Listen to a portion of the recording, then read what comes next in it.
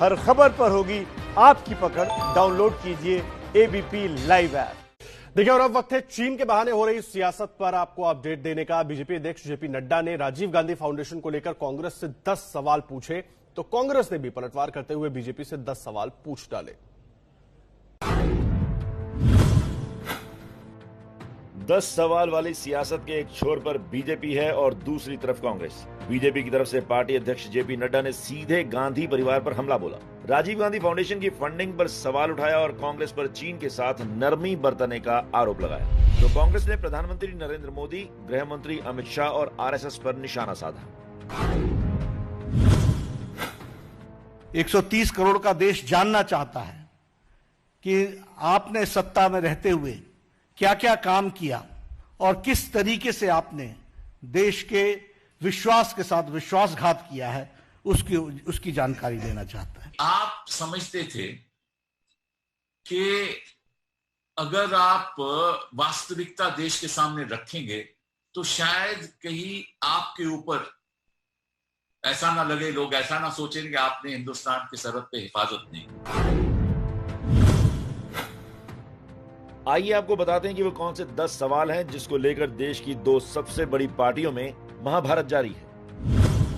BJP ने पूछा कि राजीव गांधी फाउंडेशन को चीन से चंदा क्यों मिला। कांग्रेस ने भी पूछा कि चीन से बीजेपी को कितना चंदा मिला। दूसरा सवाल था कि कांग्रेस और चीन की कम्युनिस्ट पार्टी का संबंध क्या है, तो कांग्रेस ने पलटवार किया कि बीजेपी चीन के साथ रिश्तों पर सफाई दे। बीजेपी का तीसरा सवाल था कि क्या चीनी मिलिट्री कमीशन फाउंडेशन से रिश्तों की वजह से देश की नीतियों पर असर पड़ा। कांग्रेस ने पूछा साल 2009 में आरएसएस के लोग सीपीसी के न्योते पर चीन क्यों गए। बीजेपी का सवाल नंबर 4 था कि आरसीईपी का हिस्सा बनने की जरूरत क्या थी, व्यापार घाटा कैसे बढ़ा। कांग्रेस ने पूछा नरेंद्र मोदी ने पीएम रहते 5 और सीएम रहते 4 बार चीन का दौरा क्यों किया। सियासी घमासान में 5वां सवाल था कि प्रधानमंत्री राहत कोष का पैसा आरजीएफ में क्यों भेजा गया। कांग्रेस ने पूछा 6 साल में बीजेपी को विदेश से कितना पैसा मिला। सवाल के बदले सवाल की फहरिस्त में नंबर 6 का आया। बीजेपी ने पूछा कि पीएम नेशनल रिलीफ फंड का ऑडिटर कौन है। कांग्रेस ने सवाल दागा बीजेपी बॉन्ड के जरिए मिले चंदों का हिसाब दे। बारी 7वें की थी, आरजीएफ के खातों की सीएजी से ऑडिटिंग क्यों नहीं कराई गई। कांग्रेस ने पलटवार किया कि क्या बीजेपी संघ को दान करने वालों का नाम सार्वजनिक करने को कहेगी। बीजेपी का 8वां सवाल था कि जवाहर भवन की कीमती जमीन आरजीएफ को पट्टे पर क्यों दी गई।